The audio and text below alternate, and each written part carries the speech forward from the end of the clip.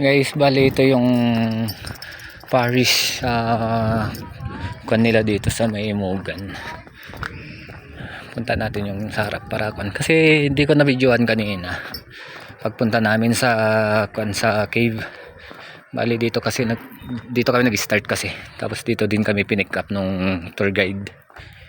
Bali itong simbahan na to guys, may asawa daw yung pare.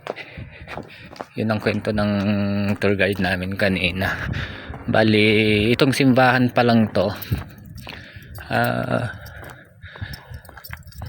sinunog para hindi daw tirhan ng mga Hapon noon.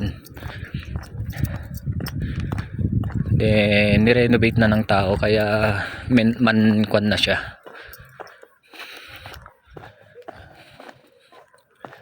Bali hindi ko kasi nakuha ng video kanina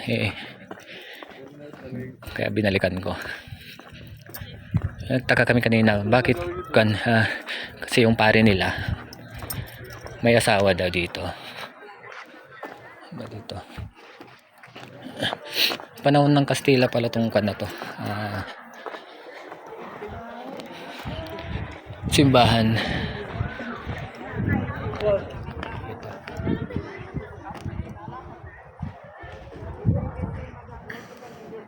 Bali ito yung harapan niya. Bali may dalawang wheel dito na ginamit daw nila sa kon noon.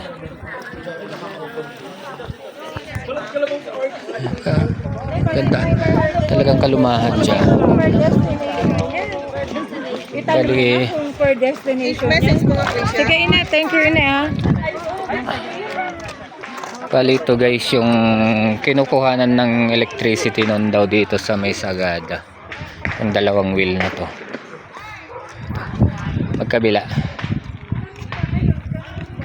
Hinahanap ko yung kanya hinahanap ko yung anong tawag doon, yung sulat niya, sulat nitong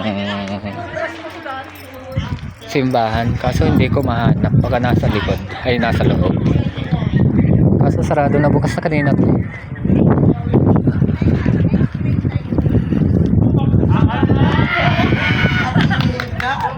Grabe.